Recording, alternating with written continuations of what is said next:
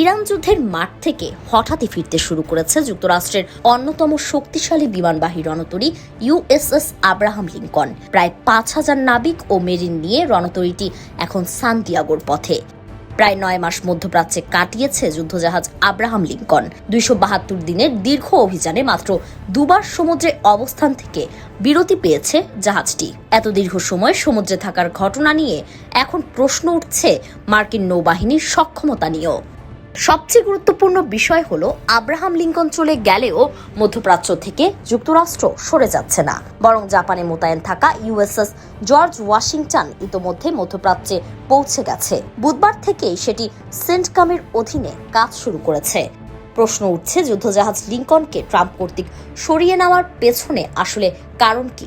যুক্তরাষ্ট্র বলছে এটি পরিকল্পিত রোটেশনের অংশ, কিন্তু একই সময়ে রণতরীটির নাবিকদের দুরবস্থার খবর সামনে আসায় বিষয়টি নিয়ে নতুন করে আলোচনা শুরু হয়েছে।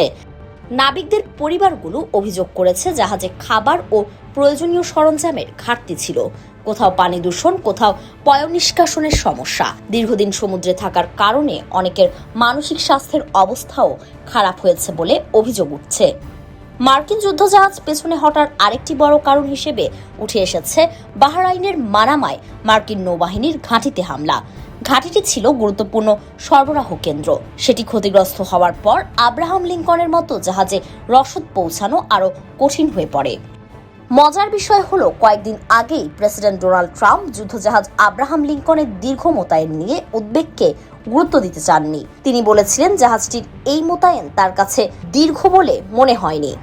কিন্তু এখন বাস্তবতা বদলেছে। লিঙ্কনের প্রায় ৫,০০০ সদস্যের দলকে প্রায় ১৩,০০০ মাইল সমুদ্রপথ পাড়ি দিয়ে দেশে ফিরতে হবে। পুরো যাত্রায় ৪ থেকে ৫ সপ্তাহ পর্যন্ত সময় লাগতে পারে বলে ধারণা করা হচ্ছে। অন্যদিকে জাহাজ জর্জ ওয়াশিংটনের আগমন দেখিয়ে দিচ্ছে ইরানকে ঘিরে ট্রাম্প প্রশাসনের সামরিক চাপ এখনো শেষ হয়নি। মধ্যপ্রাচ্যে প্রায় ২০টি মার্কিন যুদ্ধজাহাজ রয়েছে, 2টি ক্যারিয়ার স্ট্রাইক গ্রুপও সক্রিয় আছে। তাই আব্রাহাম লিঙ্কনের বিদায়কে শুধু ভয়ে পিছু হটা বলা হয়তো পুরো ছবিটা তুলে ধরে না। এটি যেমন দীর্ঘ অভিযানের ক্লান্তির ফল, তেমনি ইরানকে ঘিরে মার্কিন সামরিক কৌশলের বড় একটি পরিবর্তনের ইঙ্গিত হতে পারে।